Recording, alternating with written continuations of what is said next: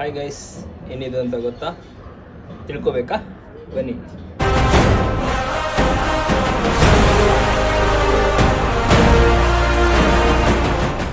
Welcome to ನೀರಾವರಿ forms. ಶುರು ಮಾಡೋಣ. ಲೋ ಇಸಿ ಕೊಕೊಪಿಟ್ಟು ನಾವು GKVK ಅಂತ ತಂದಿದ್ದೇವೆ. ನಾವು ಇದನ್ನು ಪಾಲಕ್ ಸೀಡ್ಲಿಂಗೋಸ್ಕರ ಯೂಸ್ ಮಾಡ್ತಿದ್ದೀವಿ. ಈ ಕೊಕೊಪಿಟ್ಟು ಸಾಲಿಡ್ ಫಾರ್ಮಲ್ಲಿದೆ. ಇದನ್ನು ನಾವು ಬ್ರೇಕ್ ಡೌನ್ ಮಾಡಲು ನಾವು ಸ್ವಲ್ಪ ನೀರನ್ನು ಮಿಕ್ಸ್ ಮಾಡಿದ್ದೀವಿ.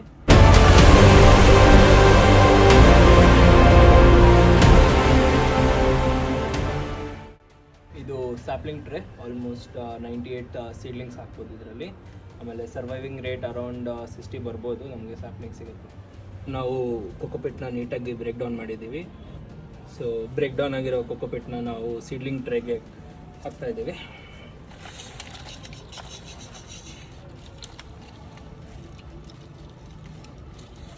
ಸೊ ಕೊಕೊಪಿಟ್ಟು ತುಂಬ ಒದ್ದೆ ಆಗಿರಬಾರ್ದು. ಟ್ರೇನ ನೀಟಾಗಿ ಫಿಲ್ ಮಾಡಬೇಕು. ಅದನ್ನು ಹಿಂಗೆ ಪ್ರೆಸ್ ಮಾಡಿದ್ರೆ ನಮಗೆ ಸ್ವಲ್ಪ ಸೀಡ್ಸ್ ಹಾಕ್ಕೊಳ್ಳೋಕ್ಕೆ ಜಾಗ ಸಿಗುತ್ತೆ. ಸೊ ನಮ್ಮ ಸೀಡ್ಲಿಂಗ್ ಟ್ರೇ ರೆಡಿಯಾಗಿದೆ ಸೀಡ್ಸ್ ಹಾಕೋದಕ್ಕೆ. ಸೀಡ್ಸ್ ತರೋಣ. ಇದು ಪಾಲಕ್ ಸೀಡ್ಸು. ನಾವು ಇದನ್ನು ಓವರ್ ನೈಟ್ ಸೋಕ್ ಮಾಡಿದ್ದೀವಿ, ಬೇಗ ಜರ್ಮಿನೇಟ್ ಆಗಲಿ ಅಂತ.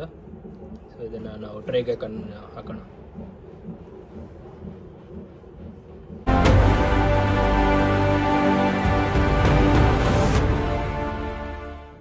ಸೊ ನಾವು ಈ ರೀತಿ ಸೀಡ್ಸ್ನ ಹಾಕ್ಬಿಟ್ಟು ನಾವು ಒಂದು ಲೇಯರ್ ಕೊಕೊಪಿಟ್ನ ಕವರ್ ಮಾಡ್ತೀವಿ.